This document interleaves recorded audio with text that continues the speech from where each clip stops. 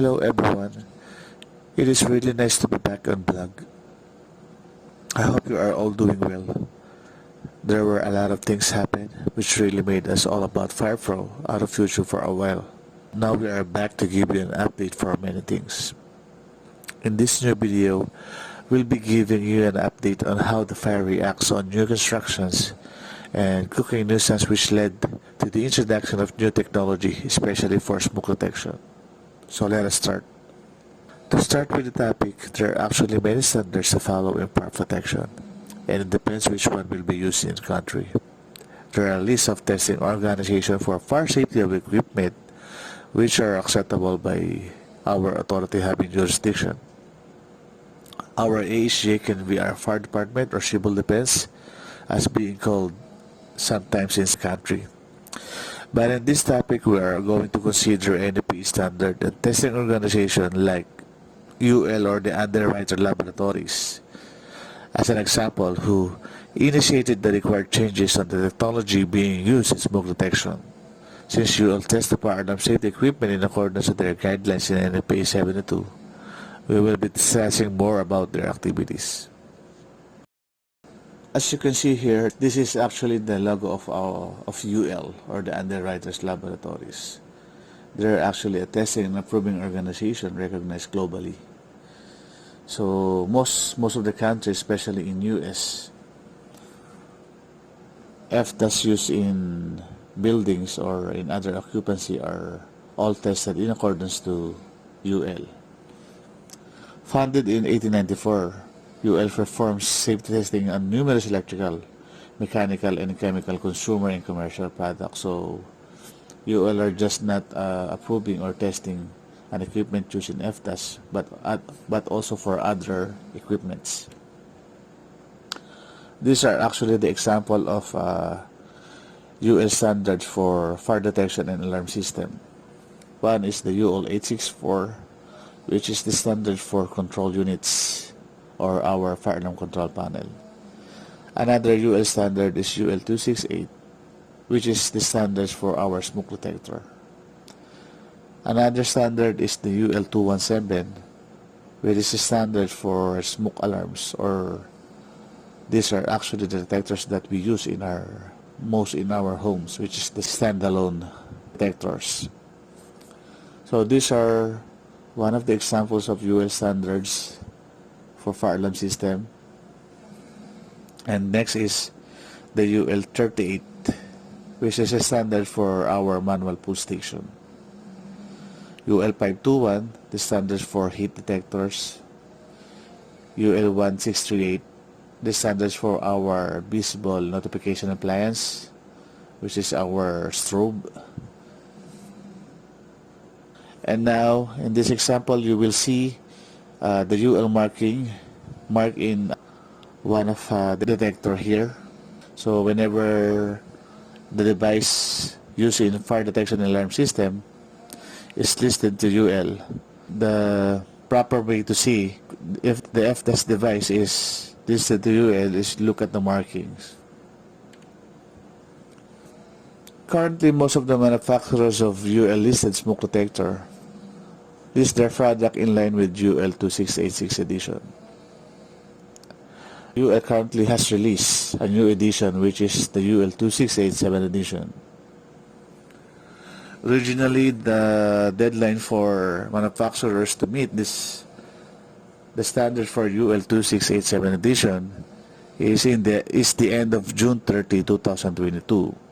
But since still many of the manufacturers can meet the standard, so the new deadline is on June 30, 2024.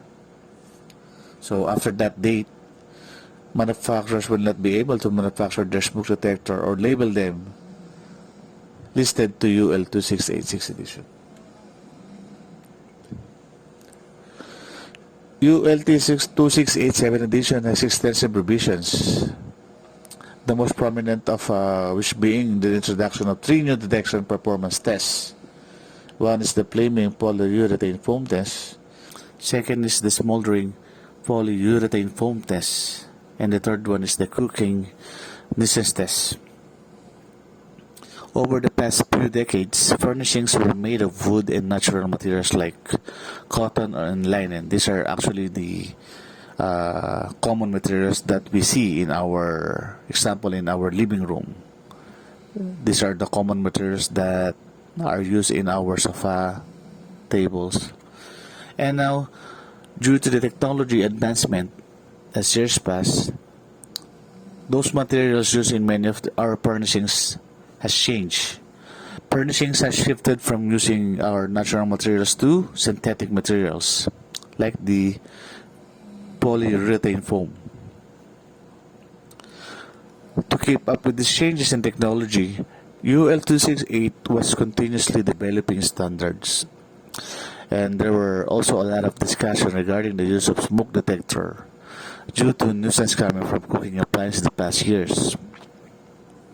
It was NEPE 72 that first addressed the issue regarding this in its 2010 edition, which is the detailed information about the placement of smoke detector placed near in our cooking appliance. A zone of exclusion was identified. Smoke detectors should not be installed within 10 feet from our stationary or fixed cooking appliance.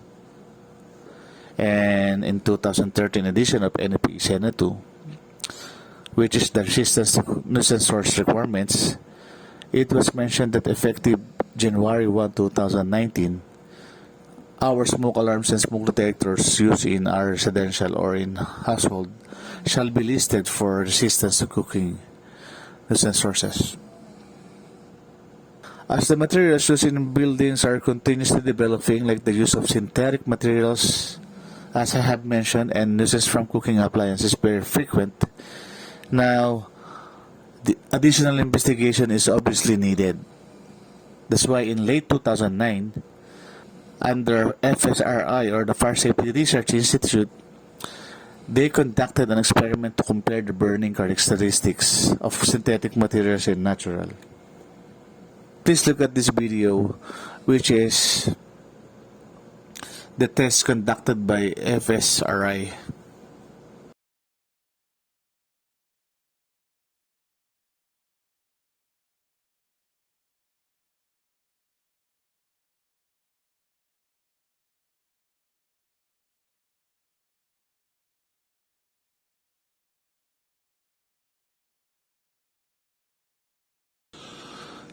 Now, let's look at the video. The fire both started from natural and synthetic materials. You will notice from 50 to 55 seconds, the fire from natural started to grow compared to synthetic. Then around 1 minute and 30 seconds, the fire from natural is bigger than the synthetic. But you will notice now, starting from 2 minutes, the fire from synthetic started to grow bigger compared to natural materials. You will see the progress that it's too fast from synthetic, and you will see a hot layer of gases already formulate from synthetic within 3 minutes compared to natural. See how fast the synthetic materials are burning compared to natural. There's already a lot of hot layer gases that you can see from synthetic around 4 minutes. Then at exactly 4 minutes and 50 seconds, it reaches the flashover already for synthetic materials. But from the natural materials, still the fire starting to grow. Now, as the summary for the test conducted by FSRI,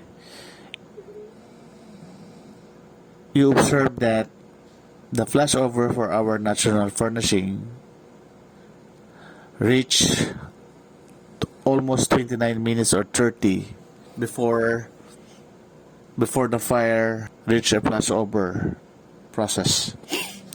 But in our synthetic furnishing room, it just took 3 minutes and 40 seconds to reach flashover. So this means that the need for evacuation time using synthetic gradually decrease. If we have around 17 minutes to evacuate the building using natural furnishing and synthetic, you only need less than 3 minutes to evacuate. Otherwise, the fire will get to flash over, and obviously people cannot escape in this scenario. So based on the experiment comparison between natural and synthetic burn much hotter and faster. In this case, the escape time, as I have said, during fire event also drastically reduced. Escape time from structure using synthetic materials, as a summary, may require less than 3 minutes for occupants to safely evacuate. Finally, as a result of the research conducted by FSRI, the 3 new detection performance tests were added in new L2687 edition.